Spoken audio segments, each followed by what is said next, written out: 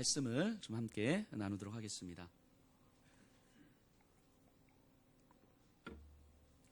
집사님 감사해요. 수고해 주셔서. 자, 우리가 열왕기야 이제 계속 나가고 있어요. 저희가 성경 본문이 이제 정해져 있잖아요. 이제 다음 주는 열왕기야 13장 나가겠죠. 그러니까 저는 이제 믿음으로 지금 설교하고 있어요. 여기 계신 분들은 열왕기야 12장을 충분하게 읽고 오셨을 거다 라고 믿고 제가 설교를 합니다. 그래서 우리가 본문이 정해져 있기 때문에 다음 주에 오실 때는 열왕기야 13장을 조금 몇 번씩 읽고 오시면 설교를 들으실 때에 훨씬 더 유익할 거라고 생각을 합니다. 자, 지난주 우리 설교에서 왕후 아달랴, 뭐 사람 이름은 다 기억 안 하셔도 돼요. 근데 왕후 아달랴에게 반역을 해서 7살의 왕이 된 왕이 있었어요. 그게 요아스였죠. 이 7살의 요아스가 남왕국의 왕이 됩니다. 자, 요아스가 왕이 된 이후의 장면이 오늘 12장에 나오는데, 이 장면은 똑같은 장면이 역대하 24장에 나와요. 그러니까 12장, 열왕기하 12장과 역대하 24장은 같은 내용이거든요. 그래서 오늘은 12장과 역대하 24장을 좀 번갈아 가면서 좀 찾아볼 거예요. 자, 먼저 12장 1절 2절을 우리 한번 같이 읽어볼까요? 시작. 예후의 제7년에 요아스가 왕이 되어 예루살렘에서 40년간 통치하니라. 그의 어머니의 이름은 시비아라. 브엘세바 사람이더라. 요아스는 제사장 여호야다가 그를 교훈하는 모든 날 동안에는 여호와 보시기에 정직히 행하였으되. 자, 요아스가 몇 년을 다스렸습니까? 40년. 자, 그럼 요아스가 죽을 때가 몇 살이었겠어요? 심각하게 고민하지 않으셔도 돼요. 7살의 왕이 돼서 40년을 다스렸으니까 47살에 이제 죽은 거예요. 자, 그런데 2절 넘어가서 보니까 뭔가 살짝 뉘앙스를 풍기는, 다른 뉘앙스를 풍기는 구절이 나와요. 자, 요아스가요, 제사장 여호야다가 그를 교훈하는 모든 날 동안에는 여호와 보시기에 정직히 행하였다. 자, 그럼 여호야다가 요아스를, 그러니까 요아스를 왕으로 세운 여호야다 이 제사장이, 그러니까 거의 뭐 생명의 은인이잖아요. 요아스가 왕이 되는데 결정적 역할을 한 사람. 이 요아스가 여호야다가 요아스를 가르치는 동안에는 요아스는 정직히 행했대요. 자, 그럼 여호야다가 죽은 다음에는 퀘스천 마크가 붙는 거예요.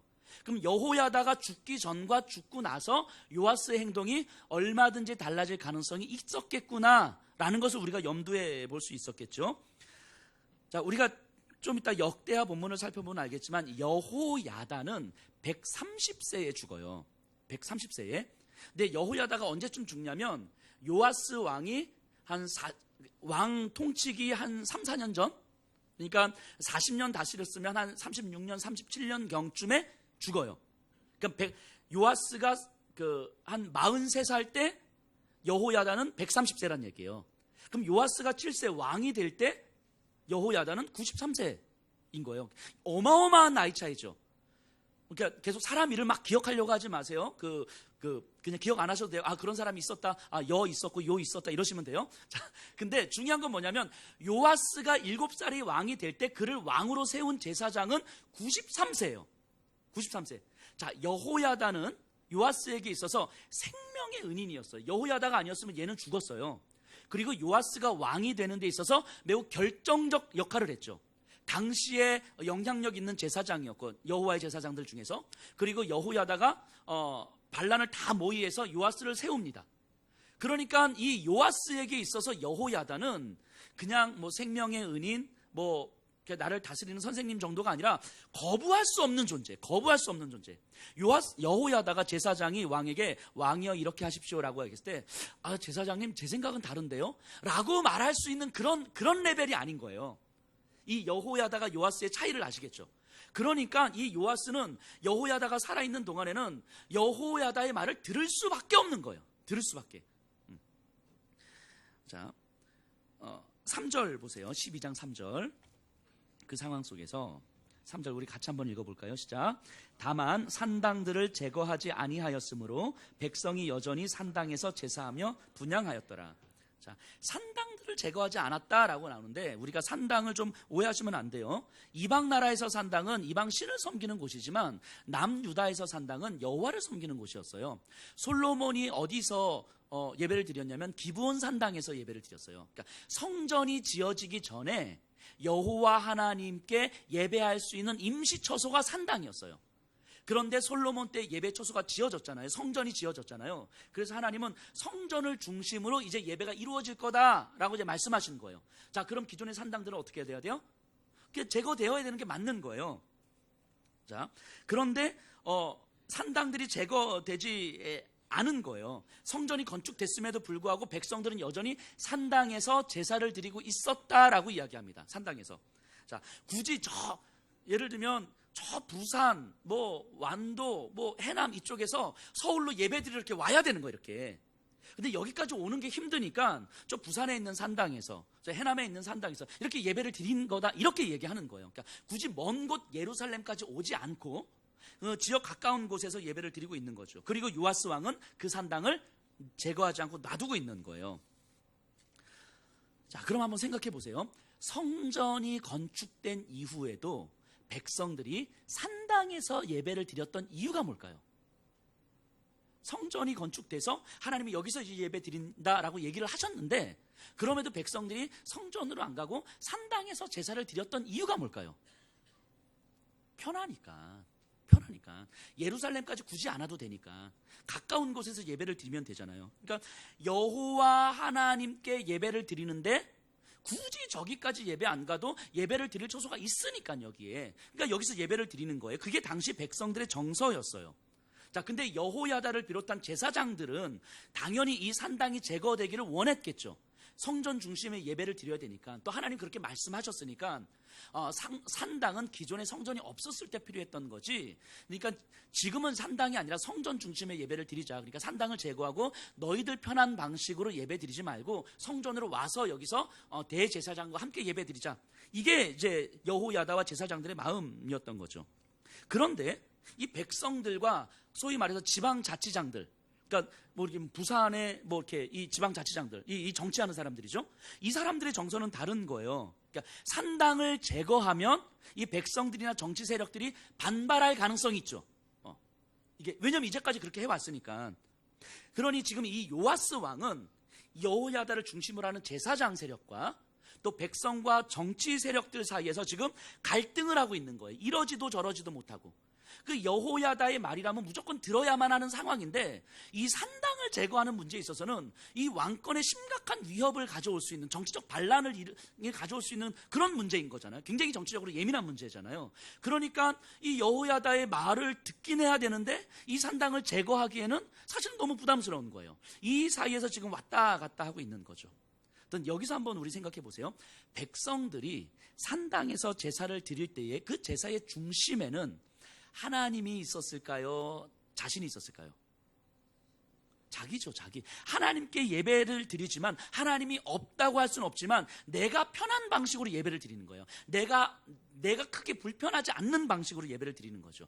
그러니까 하나님께서 예배를 드리라고 할 때에 하나님께서 원하시는 방식이 있잖아요. 예를 들면 남편과 아내 사이에서 아내가 남편에게 이 가사일을 좀 도와달라, 원래 도와줘야 되는 건 아닌데 당연한 남편의 일이잖아요. 그죠? 그렇게 하시죠. 당연한 남편 일이라고 받아들이시죠. 근데 아내가 남편에게 도와달라고 이렇게, 죄송해요, 제가 하지 못하는 걸 말씀드려서. 자, 근데 이렇게 하는데 아내가 원하는 방식으로 도와주는 게 맞는 거잖아요. 근데 남편이 난 이것만 할 거야, 그래 도와줬지? 라고 하면 사실은 도와주고도 기분 나쁜 거죠. 무슨 말인지 아시겠죠? 하나님께서 예배를 드릴 때에 하나님께서 예배를 드리라고 하는 방식이 있어요. 그런데 이 산당 예배라고 하는 것은 하나님께 예배는 드리지만 내가 편한 방식으로 예배를 드리는 거라고요. 산당은 그런 의미예요. 산당은. 그래서 하나님은 산당을 제거하길 원하시는 거예요. 네가 편한 방식으로 나에게 예배를 드리는 것이 아니라 내가 원하는 방식으로 네가 예배를 드려야지. 근데 이런 모습이 사실은 우리도 모르게 우리에게 있죠. 우리도 모르게 자기 편안함을 추구해요. 그리고 어떤 이유로든지 그것을 정당화시키는 거죠. 그리고 이 정도는 자유로울 수 있는 거 아닌가? 이런 생각을 우리가 해볼 수 있을 것 같아요. 제가 예전에 그 향남에서 청년들 가르칠 때에 청년들 중에서 서울에서 대학을 다니는 친구들이 있었어요. 근데 이제 시험 기간이 되면 저한테 연락이 와요. 목사님, 시험 기간이어서 향남까지 못 내려갈 것 같고 이 가까운 곳에서 예배 드리고 다음 주에 가면 안 될까요? 라고 연락이 와요. 그럼 제가 뭐라고 대답했겠습니까? 제 성품상 그래라 라고 말했을 것 같죠. 제가 안 된다고 그랬어요. 향남 내려와라 이렇게 얘기했어요. 왜 그랬냐면 향남에서만, 이곳에서만 예배를 드려야 진짜 예배다라고 생각하지 않아요. 어디든 다 그리스도의 교회인 건 맞죠. 그런데 그 예배를 드리는 너의 마음의 중심이 정말 예배를 통해서 하나님을 만나고 하나님의 말씀을 듣고 싶고 그 불가피하고 어쩔 수 없는 상황이지만 그럼에도 잠시라도 하나님 앞에 집중하고 싶어서 예배를 드리고 있는 건지, 아니면 시험 기간이기 때문에 시간이 없으니까 근데 예배는 안 드릴 수는 없고 하나님께 얼굴 도장이라도 찍고 오고 싶은 건지, 너희 마음에 뭐가 있느냐라는 질문을 던진 거죠. 너의 마음에 진짜 잠시라도 하나님 앞에 집중하고 싶은 마음으로 예배를 드리겠다고 하면 오케이, 가까운 곳에서 예배 드리는 거 오케이. 근데 너희 마음에 시간이 없으니까 잠시 하나님께 얼굴 도장 딱 찍고 하나님 나 예배 드렸어요 하고 오는 거라면 사실 그 예배의 중심은 하나님이 아니라 너 아니겠냐고. 그럴 거라면 내려오라고, 향남으로 내려오라고, 이렇게 이야기를 한 거예요. 제가 그렇게 너무 빡빡한 사람은 아니에요. 자, 자기 편안함을 추구하는 것과 자유로운 건 다른 거예요. 우리는 자기 편안함을 추구하면서 마치 이것이 자유인 것처럼, 자유로움인 것처럼, 나는 마치 율법에 매이지 않는 사람이야, 정해진 틀이 없어 하면 자유로움인 것처럼 생각하는데, 자기 편안함과 자유로움은 분별할 수 있어야 되는 거예요. 성경에서 말하는 자유는요, 사랑이에요. 사랑. 분명하게 아셔야 돼요. 성경에서 말하는 자유는 사랑이에요. 예수님을 너무 사랑하기 때문에 예수님의 가치가 내 삶의 가치가 되는 상태. 그래서 예수님의 시선으로 오늘의 내 삶과 현실과 시대를 바라보는 상태를 자유라고 이야기하는 거예요. 한 영혼을 사랑하시기 때문에 한 영혼을 살리기 위하여 자신의 모든 것을 내어주시는 그 죽음의 자리였던 십자가, 우리가 볼 때는 그 십자가의 자리는 모든 사람들에 의해서 구속된 자리, 사람들에 의해서 죽음을 맞는 자리지만 그 십자가의 자리가 예수님께서는 가장 자유로운 자리셨죠. 세리장 삭개오의 집에 가서 식사를 하실 때에 사람들은 예수님을 세리처럼 봤어요. 수치스럽게 모욕을 줬어요. 사람들의 시선 앞에서 자유롭지 못했을 것 같지만 예수님께는 세리장 삭개오의 집에서 식사를 하는 그 자리가 가장 자유로운 자리였었던 거죠. 왜냐하면 그 자리는 한 영혼을 사랑하는 자리였고 한 영혼을 살리는 자리였기 때문인 거죠. 그러니까 이 자기 편안함을 자유함이라고 착각하시면 안 돼요. 성경에서 말하는 자유함은 자기 편안함하고는 완전히 다른 거예요. 자, 그런데 산당은, 성경에서 말하는 산당은 자유를 자기 편안함과 혼동하고 있는 거예요. 지금 산당 제사라고 하는 것은. 그래서 하나님을 사랑하기보다는 하나님께 최소한의 예의를 갖추고 있는 그 정도를 보여주는 거예요.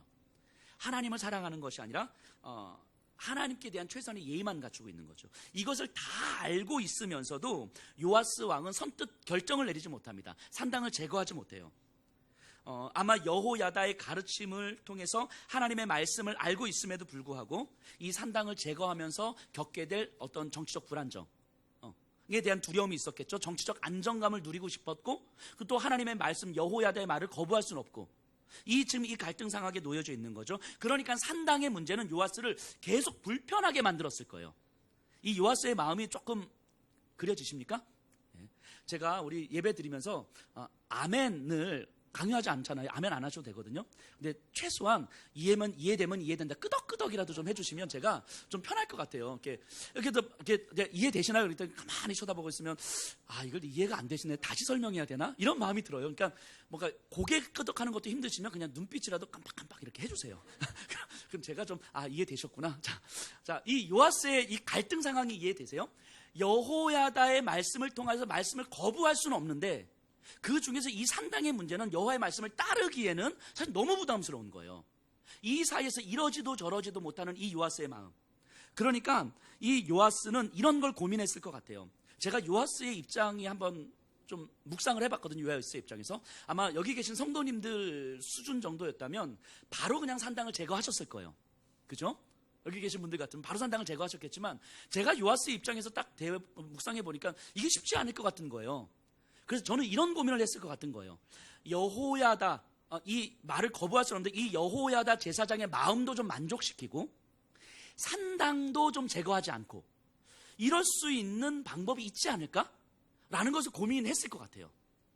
그리고 요아스는 기가 막힌 방법을 찾아냅니다. 자, 근데 이 모습이 우리의 모습과도 같지 않은가 싶어요. 저는 그런데 하나님을 멀리할 수는 없고 하나님을 믿으니까 하나님을 멀리할 수는 없고, 그렇다고 말씀에 온전히 따르면서 살고 싶지는 않고, 이 사이에 우리가 있지 않을까요? 믿음 생활은 하고 싶지만 내 일상, 가정이든 직장이든 어디든 내 일상에서 하나님을 깊이 사랑하지 않아도 되는 삶을 살고 싶은 거죠. 왜냐하면 말씀을 온전히 따르고 하나님을 깊이 사랑하면 내 삶이 너무 불편해질 것 같거든요. 너무 힘들 것 같고 다 포기해야 될 것 같거든. 뭐 이런. 그러니까 믿음 생활은 하고 싶은데 하나님을 깊이 사랑하고 싶진 않은, 하나님을 멀리하고 싶진 않은데 말씀을 온전히 따르고 싶지 않은 이 사이의 갈등이 혹시 우리들의 모습은 아닙니까? 요아스의 갈등이 지금 이거잖아요. 여호야다의 말씀을 따르긴 해야 되겠는데 산당은 제거하고 싶지 않은 이 산당의 문제. 그러니까 우리에게도 이런 산당의 문제가 있지요. 이 갈등 상황이 있지요. 지금 끄덕 안 하시는 분들은 나는 그런 갈등 안 해요. 저는 하나님의 말씀을 따르지요, 당연히. 이런 반응이신 거죠. 자, 그런데 그렇기 때문에 우리는 어떤 고민을 하게 되냐면, 그럼 이런 불편한 어떤 이 갈등의 상황 속에서 이런 정도의 신앙을 가지고도 불편하지 않을 수 있는 믿음 생활이 있지 않을까를 고민하게 되는 거예요. 이런 정도, 이런 수준의 신앙을 가지고도 마음이 불편하지 않은 신앙생활을 할 수 있지 않을까라고 고민하는데 기가 막힌 방법들이 있죠. 아마 우리들에게 되게 익숙하진 기가 막힌 방법들이 있어요. 첫 번째는 내가 이런 정도 신앙임에도 불구하고 나는 천국에 갈 것을 확신하니까, 이거 우리를 너무너무 편안하게 만들어주죠. 이 확신이. 천국에 갈 것을 확신하니까. 그러니까 때로는 내가 죄를 짓고 때로는 내가 그냥 깊이 하나님을 사랑하지 않아도 나는 충분히 천국 가니까. 그러니까 이게 우리를 너무 편안하게 만들어줘요. 그리고 또 하나는 뭐냐면 이 열심히 헌신하고 봉사하는 거예요. 그러니까 왜냐하면 교회 안에서 잘 모이고 열심히 헌신하고 봉사하면서 적어도 이 안에서 내가 믿음 좋다는 이야기를 들을 수 있을 것 같거든요. 믿음 좋다는 인정을 받을 수 있을 것 같거든요. 그러니까 믿음 좋다는 인정을 사람들이 한두 사람이라도 나를 해주면 내 마음에 내가 그래도 믿음 생활을 잘 못하는 건 아니구나 라고 하는 마음의 자기 위로를 얻게 되는 거죠. 이 두 가지가 기가 막힌 방법이에요. 이걸 오해하시면 안 돼요. 또 그래서 이 맥락을 보셔야 되는데, 우리 목사님 천국에 대한 소망이 나쁜 거라고 이야기하셨는데, 이렇게 이해하시면 안 돼요. 그게 나쁘다라고 말씀드리는 게 아니에요. 단지 그런 것들 때문에 천국에 대한 소망, 봉사하는 게 나쁘다가 아니라 그런 것들이 사실은 우리로 하여금 하나님을 더 사랑하지 못하도록 만드는 기가 막힌 방법일 수 있다라고 하는 거예요. 요아스가 이 산당을 유지하면서도 여호야다의 마음을 충족시킬 수 있는 방법을 찾아냈던 것처럼, 이 방법이 뭐냐면 성전수리였어요. 성전수리. 자, 역대하 말씀을 한번 찾아볼게요. 역대하, 열왕기하, 역대상, 역대하 24장.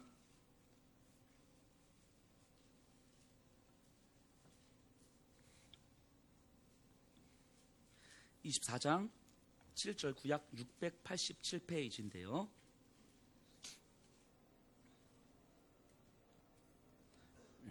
한번 우리 같이 한번 읽어볼까요? 시작.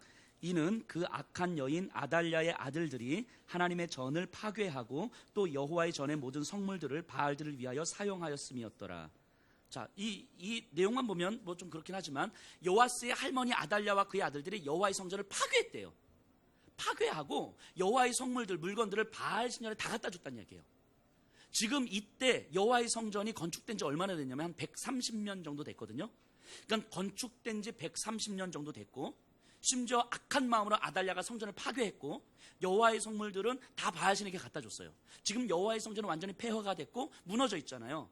자, 그럼 생각해 보세요. 대제사장이었던 이 여호야다의 입장에서는 자기가 죽기 전에 여호와의 성전을 수리하는 것이 일생일대의 사명 아니었겠어요?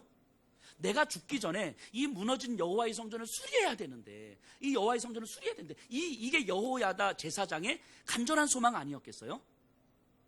요아스는 이 카드를 들이미는 거예요. 이 카드를, 성전수리 카드를 딱 들이밀면서 여호야다의 마음을 만족시키고, 그러면서 산당을 제거하지 않아도 되는 거죠. 그래서 24장 12절 13절 같이 읽어볼게요. 시작. 왕과 여호야다가 그 돈을 여호와의 전 감독자에게 주어 석수와 목수를 고용하여 여호와의 전을 보수하며 또 철공과 놋쇠공을 고용하여 여호와의 전을 수리하게 하였더니 기술자들이 맡아서 수리하는 공사가 점점 진척되므로 하나님의 전을 이전 모양대로 견고하게 하니라. 지금 공사를 하고 있는 거예요. 요아스 왕과 여호야다가 같이 공사를 하는 거예요. 그리고 성전 공사가 이제 완전히 세워졌어요.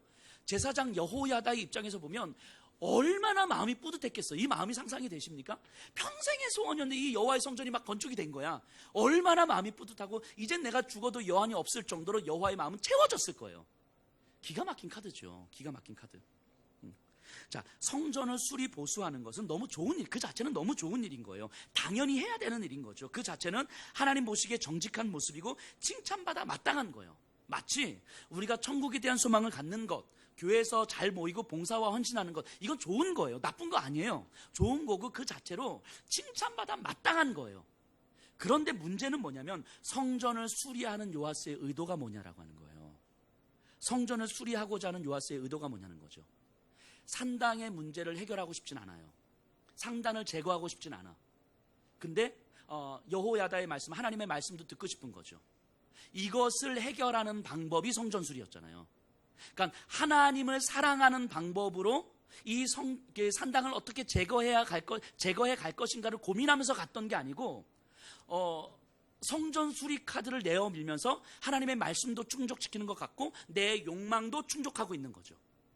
지금 이 요아스의 성전 수리는 이 의도였던 거잖아요. 이렇게 성전 수리의 카드를 내밀고 있는 거죠. 그러니까 요아스의 마음은 지금 하나님 앞에서 정해지지 않는 거예요. 마음이 하나님의 말씀도 있지만 산당이라고 하는 자신의 어떤 정치적 안정이라고 하는 욕망이 같이 있는 거죠. 이 두 가지가 자기 안에 같이 있기 때문에 막 백성들과 정치 지도자들의 이야기가 마음속으로 확 찔리는 거예요. 계속 이 소리 저 소리가 막 들리는 거죠. 마치 마음을 정해서 하나님 앞에 마음을 딱 정해서 가면 아무리 들려도 그냥 툭 치고 넘어갈 수 있는데 마음이 정해지지 않으니까 백성들과 정치 지도자들의 말이 계속 들리는 거예요. 내 욕망이 산당의 문제가 해결되지 않으니까 내 현실 속에서 다른 욕망의 목소리들이 끊임없이 내 안에 들어오는 거죠. 근데 이것이 내 선택을 끊임없이 좌지우지 만드는 거죠. 이게 요아스의 모습 아닙니까? 근데 이 요아스의 모습, 성전 수리가 그의 진심이 아니었다라는 것을 어떻게 알 수 있냐면 역대하 우리 24장 15절에서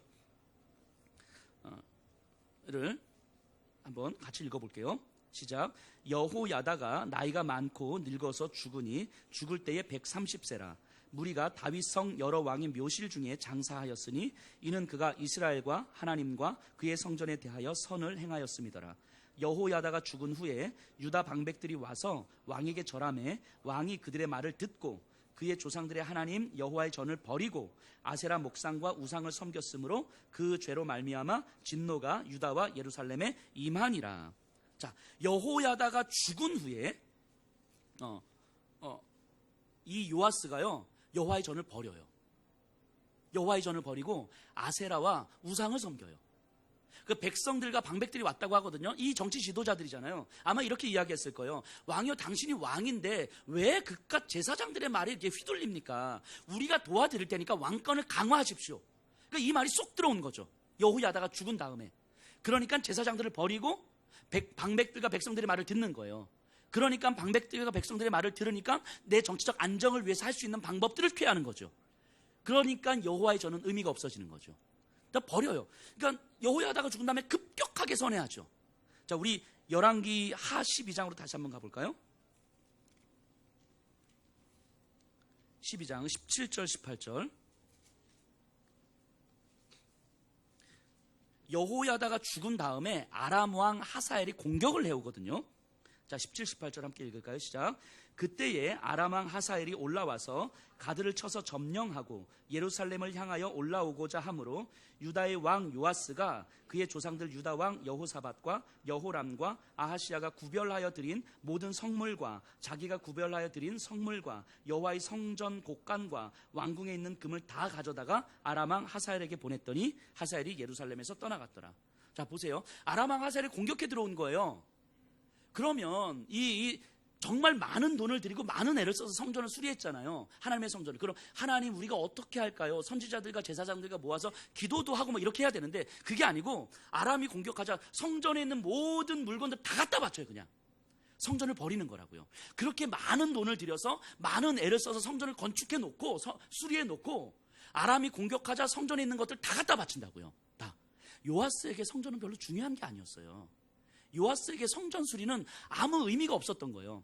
요아스에게 성전 수리는 내 안에서 해결되지 않은 이 마음의 문제들, 산당의 문제를 산당을 제거하지 않으면서도, 그러니까 우리로 치면 지금 이 정도 믿음의 수준을 가지고 하나님을 더 깊이 사랑하지 않아도 되는 이 수준에서 마음이 불편하지 않을 정도의 해결책.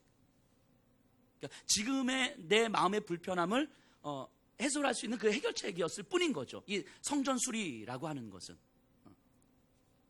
그러니까 이 요아스는 하나님으로부터 급선회해서 아세라신과 바알신을 섬기게 되는 거예요. 하나님을 급격하게 버리죠. 그래서 여호야다가 죽은 다음에 하나님께서 이 배교한 요아스를 바라보면서 선지자들을 보냅니다. 너 어떻게 이렇게 할 수 있느냐라고 했더니 요아스가 듣지 않아요. 심지어는 급기야는 이제 누구를 보내냐면 여호야다, 자신의 생명의 은인이자 평생의 은인이었던 여호야다의 아들이 스가랴인데 이 스가랴를 보내요. 여호야다의 아들을. 그래서 왕이여 당신이 어떻게 하나님을 이렇게 버릴 수 있습니까? 그러면 하나님도 당신을 버릴 것입니다라고 예언을 이렇게 선포를 했거든요. 그러자 요아스가 이 스가랴를 돌로 쳐 죽입니다. 당신의 평생의 생명의 은인이었던 이 여호야다의 아들을 돌로 쳐 죽여요. 이 요아스의 마음을 상상해 봤어요. 어떻게 이럴 수가 있었을까? 자기 생명의 은인이고 평생의 은인이고 여호야다가 아니었으면 자기가 지금 이 자리에 있을 수도 없는데, 그리고 거진 37년 동안 여호야다에게 가르침을 받았는데 어떻게 여호야다가 죽고 나서 많은 시간을 통해서 서서히 변해간 것이 아니고 여호야다가 죽자마자 바로 변할 수 있었을까? 심지어는 여호야다의 아들을 그냥 죽여요. 이 마음이 어떻게 가능했을까 하는 생각들을 좀 해보게 됩니다. 그 많은 생각을 하게 됐어요. 이 요아스의 모습을 보면서 저는 이런 모습이었을 거라고 확신합니다. 요아스가요, 여호야다가 가르치는 동안에 율법에 따라 죄를 짓지는 않지만, 그리고 적당한 열심을 내지만 하나님을 사랑하는 것이 아닐 수도 있는 거죠. 내가 죄를 짓지는 않아요. 하나님의 율법을 듣고 나름 열심을 내. 하지만 하나님을 사랑하는 것이 아닐 수도 있는 거죠. 자, 하나님을 사랑하면 죄를 짓지 않을 수 있어요. 하지만 죄를 짓지 않는다고 해서 하나님을 사랑하는 것은 아닐 수도 있다는 거예요. 이게 구분이 되시죠? 여호야다의 가르침 아래서 요아스는 거부할 수 없는 권위 앞에서 때로는 숨막히는 삶을 살았지 않았을까 싶어요. 그러니까 37년 동안 율법을 배우면서 그 율법에 따라 죄를 짓지 않았지만 그럼에도 불구하고 하나님을 사랑하는 게 뭔지를 배우질 못한 거예요. 하나님을 향해서 내 마음을 어떻게 열어야 되는지를 배우질 못한 거죠. 그러니까 요아스의 신앙은 매우 수동적일 수밖에 없어요. 여호야다가 시키는 대로, 여호야다가 보고 있으니까, 여호야다의 말을 거부할 수 없으니까 그에 따라 움직이고 있을 뿐인 거죠. 신앙이 수동적이 되면 결국 우리는 배운 대로 가고 내 마음이 크게 불편하지 않을 정도로만 가고 사람들이 나를 믿음 없다고 바라보지 않을 정도로 신앙생활을 하는 거죠. 너 교회 다니면서 그러면 되냐? 라고 말을 듣지 않을 정도의 신앙생활을 하는 거죠. 신앙이 수동적 신앙생활이 되면. 수동적인 신앙의 대표적인 형태가 이런 거 아니겠습니까? 자, 예수 믿는 사람은 술, 담배 하면 안 돼. 욕하면 안 돼. 예배 빠지면 안 돼. 거짓말하면 안 되지.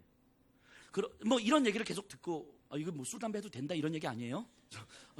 자, 그럼 술, 담배 안 하면 괜찮은 그리스도인이고 예배 안 빠지면 괜찮은 그리스도인이고 헌금 잘하면 괜찮은 그리스도인이고 거짓말 안 하고 욕 안 하면 괜찮은 그리스도인이라고 생각하는 이런 사고방식이 수동적 신앙의 모습인 거죠.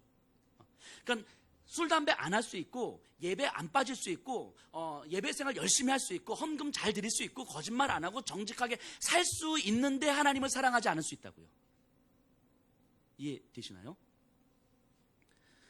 이게 수동적 신앙의 모습인 거예요. 이게 요아스의 모습 아닙니까? 그래서 어렸을 때부터 배운 대로 다 했어. 배운 대로 예배 드리라고 해서 예배 드렸고 큐티하라고 해서 큐티했고 헌금 생활 11조 생활 다 하라고 했고 거짓말하면 안 된다고 했고 남들 때리면 안 된다고 했고 내 건 나눠주라고 해서 나눠줬고 다 했어. 그리고 하지 말라는 거 하나도 안 했어. 그럼에도 불구하고 하나님을 사랑하지 않을 수 있다고요. 이게 요아스의 모습이잖아요. 37년간 여호야다가 교훈하는 동안에는 여호와 앞에서 정직히 행하였더라. 근데 여호야다가 죽은 다음에 갑작스럽게 변화되는 건 그 안에 하나님을 사랑하는 마음이 없는 거죠. 율법에 따라서 죄를 짓지는 않을 수도 있지만, 율법에 따라서 최소한의 어떤 신앙적 생활들은 보여줄 수는 있지만 적극적으로 하나님을 사랑하지는 못하는 거죠. 마치 연인과 부부 사이에서 생각해 보세요. 이렇게 연애를 하고 있는데, 야, 내가 너의 남자친구니까 내가 너한테 일주일에 한 5시간을 낼게. 이 정도면 됐지? 남자친구로 충분하지? 기분 좋으세요? 이러면 내가 너의 남자친구니까 내 월급이 100만 원인데 너한테 내가 한 15만 원을 쓸게. 야, 이 정도면 많이 쓰는 거야. 됐지? 기분 좋으세요?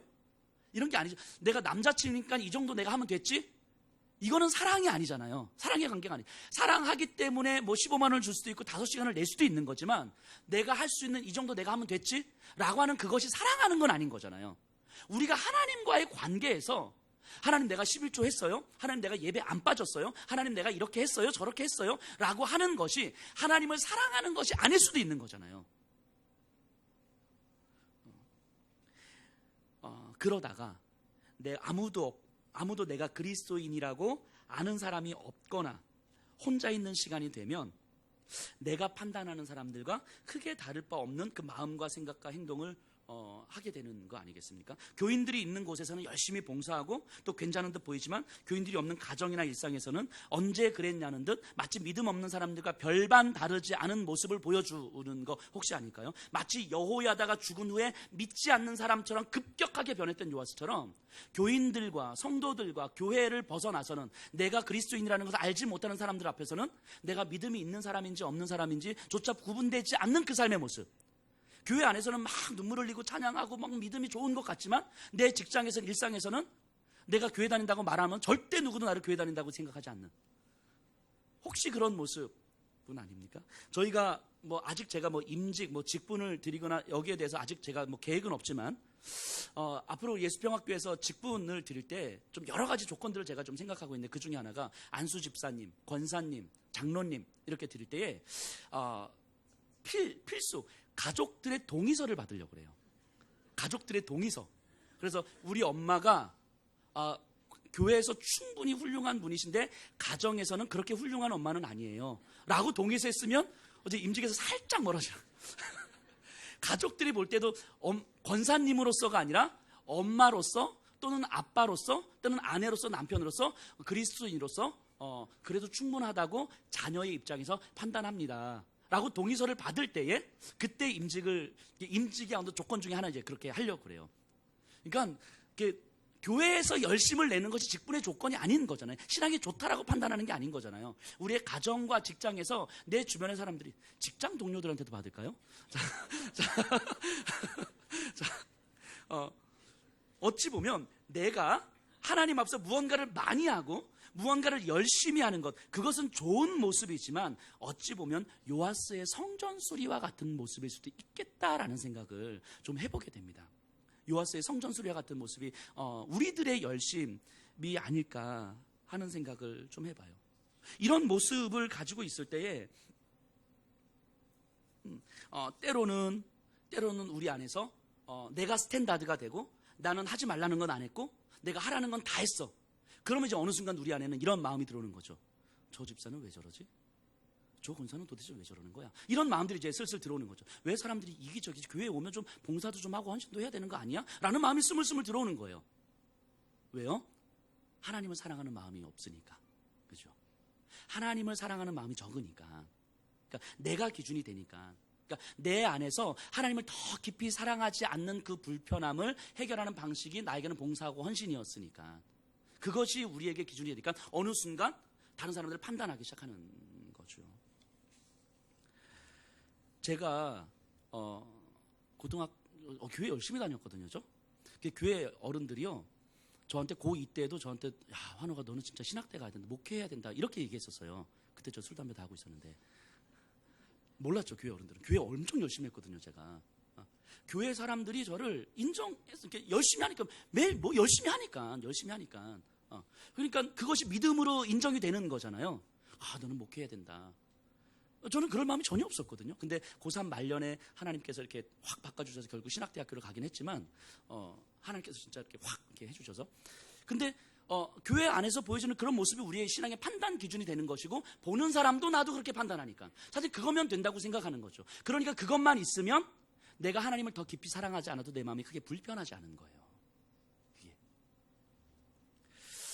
자, 지금 이 자리에 있는 여러분들 좀 스스로 질문 한번 던져봤으면 좋겠습니다. 지금 내 모습이 요아스의 성전 수리와 다르다고 과연 이야기할 수 있을 것인가? 하나님을 사랑하기 때문에 예배를 통해 하나님을 만나고 싶고 정말 그 말씀을 듣고 싶은 건지, 아니면 예배를 견뎌내고 있는 건지. 예배를 견뎌내고 있으니까 뭐 설교가 기니, 뭐 왜 오늘은 뭐 50분을 넘어갔느니, 지금 이럴 때 지금 격하게 웃으시는 분들이 지금 몇 분 계셔요? 자, 견뎌내고 있는 건지, 교회 내에서 내가 할 일이 있는데 그 일들이 내 머릿속에 채워져가지고 예배는 마치 들러리처럼 여겨지고 있는 것은 아닌지, 나를 알지 못하는 사람들이 있는 곳이나 내가 혼자 있는 곳에서도 나는 지금 이 예배의 모습과 교회에서의 모습으로 그대로 가고 있는 것인지 진작에 한번 질문을 던져보세요.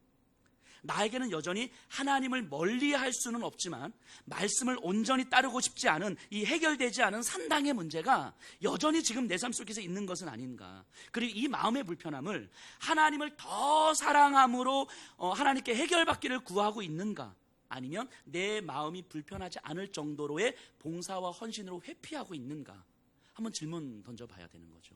제가 우리 청년들 모임하면서 이런 질문 던졌거든요. 야, 니들이 주일날 교회 오는 것 말고 니들이 그리스도인임을 드러낼 수 있는 삶의 모습이 있어? 라는 질문을 던졌었거든요. 청년부 모임하면서. 한번 질문 던져볼까요? 우리가 교회에 와서 모이고 봉사하고 헌신하는 교회와 관련된 일 말고 우리의 일상에서 내가 그리스도인임을 드러낼 수 있는 모습이 있으십니까? 때문에 하나님은 우리에게 이런 질문을 던지고 있지 않을까 싶습니다. 아무도 나를 보는 사람이 없는 그곳에서도 당신은 그리스도인인가? 아무도 나를 알지 못한, 아는 사람이 없는 그곳에서도 당신은 여전히 그리스도인인가?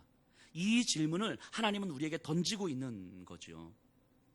나는 내가 있는 삶의 현장에서 어디에서도 나는 예수님을 사랑하는 사람이기 때문에 그리스도인으로 서 있는가? 오늘날 교회가 욕을 먹고 있습니다. 뭐 개독교요, 목사요, 뭐 잡사요, 뭐 이런 교회가 욕을 먹고 있어요. 교회가 욕을 먹고 있는 이유가 뭡니까? 교회가 뭔가 잘못해서 그럽니까? 물론 그런 것도 없진 않겠죠. 근데 제가 생각할 때는 교회가 잘못해서 욕을 먹는 게 아닌 것 같아요. 교회가 뭔가 큰 실수를 저질러서 욕을 먹는 것 같지는 않습니다. 이 세상은요, 항상 인류의 역사 속에서 더 나은 이상적 사회를 꿈꿔요. 세상은 지금보다는 20년 후 30년 후가 더 낫겠지라는 삶을 꿈꿉니다. 그런데 오늘날의 시대는 점점 갈수록 이상을 꿈꿀 수 없는 시대잖아요. 소망을 꿈꿀 수 없는 시대잖아요. 더 나은 시대가 만들어질 거라고 우리가 그림을 그리지 못하잖아요. 그러니까 오늘날 이 시대 속에서 우리의 최고의 기준은 뭐냐면 내한전이죠. 내한전. 이 더 나은 세대에 대한 소망이 없기 때문에 적어도 나만 안전하면 됐지라고 하는 생각으로 살아가는 게 오늘날의 보편적 모습인 거잖아요. 그러니까 나만 안전하면 됐지라고 생각하는 것 자체가 이 시대에 소망이 없다라고 하는 증거잖아요. 그럼에도 불구하고 세상은 소망을 꿈꾼다고요. 근데 자기들에게는 소망이 없잖아요. 이 세상에서는 점점 더 치열해진 어떤 경쟁사회 속에서, 이기적 욕망의 질서 속에서, 더 폭력과 선정과 자기 욕망을 극대화시키는 시대 속에서 어떤 소망도 품을 수 없는 거죠. 다음 세대로 가면서 사실은 더 끔찍해진 질서가 예상이 된다고요. 그런데도 불구하고 세상은 소망을 꿈꾸고 싶은 거예요. 그래서 교회를 보는 거죠. 이 인류 역사를 보세요. 교회의 역사가 아니라 세계적 역사를 보세요. 교회가 부흥했던 그곳에서는요, 범죄율이 떨어졌고 윤리와 도덕적 수준이 높아졌고 그 지역이 바뀌었어요. 이건 교회의 역사가 아니라 세계의 역사를 살펴봐도 알 수 있는 거죠. 영국에서, 미국에서, 심지어 1900년대 초에 조선 땅에서도 그런 일들이 벌어졌죠. 교회가 영적으로 부흥하기 시작하면서 지역의 사람들의 사고방식이 달라지고, 삶의 질서가 달라지고, 생각하는 방식이 달라지고, 사람들과 사람들의 관계가 달라지고, 지역이 변화되는 거예요. 더 나은 사회가 꿈꿔지는 거죠. 그러면 세상 안에서는 소망을 품을 수가 없는데, 적어도 교회, 너희들 안에는, 우리하고는 다른 답이 너희들에게는 있잖아. 이 세계 역사, 인류 역사 속에서 우리 이 세상이 인류 문명으로 할 수 없었던 그 답이 너희들에게는 있잖아. 너희들은 때로는 굶을 수 있어도 자신의 것을 내어줄 수 있는 영적인 힘이 너희들에게는 있잖아.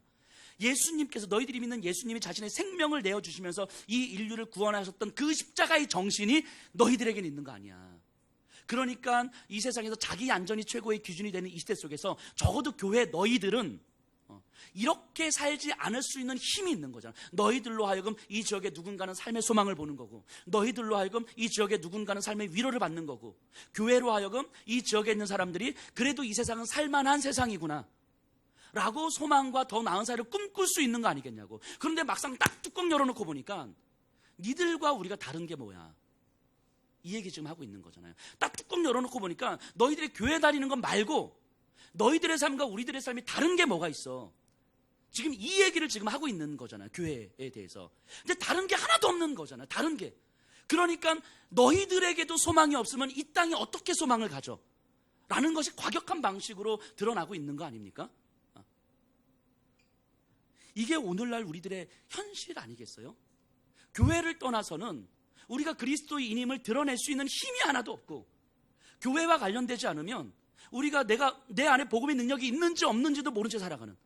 그래서 교회에 열심히 모이고 교회에 열심히 봉사하고 교회에 열심히 헌신하지만 이게 끝인 거예요.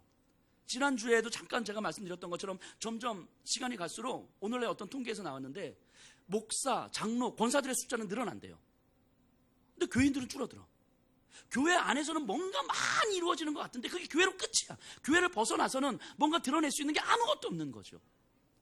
그곳에서 당신 진짜 그리스도인입니까? 라는 질문 앞에서 과연 우리가 뭐라고 대답할 수 있겠냔 말이죠.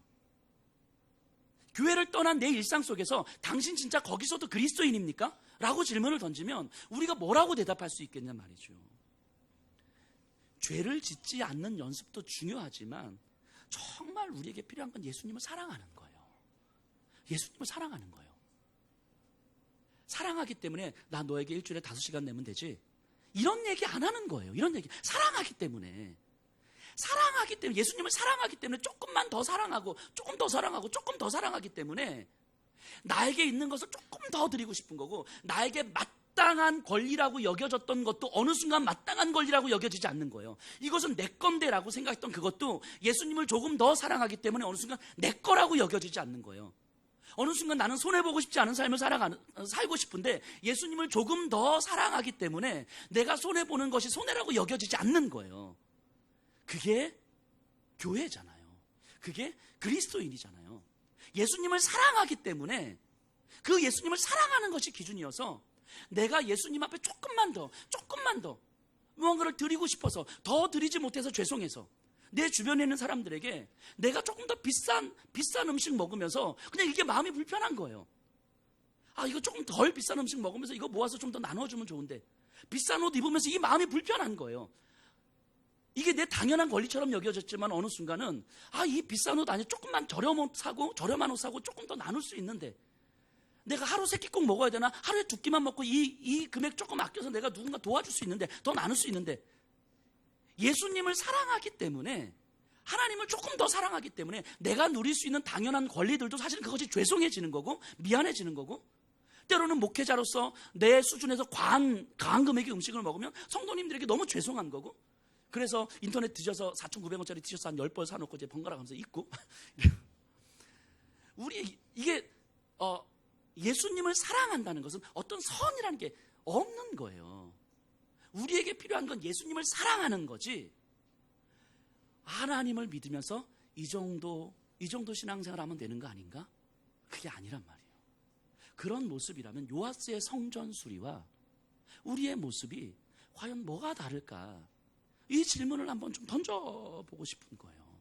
그리고 지금 이 모습 이대로는 사실은 안 되는 거잖아요. 이 한국 교회가 지금 이 모습 이대로는 안 되는 거잖아요. 이게 뚜껑 열어보니까 니들이나 우리나 똑같네라고 말하고 있는 이 시대 속에서 우리가 그저 이 정도도 괜찮지, 나보고 더 이상 뭘 어쩌란 말이야, 이렇게 가면 안 되는 거잖아요. 지금 우리가. 하나님은 우리에게 이거 요구하시는 거잖아요. 그냥 나를 조금 더 네가 사랑했으면 좋겠다고.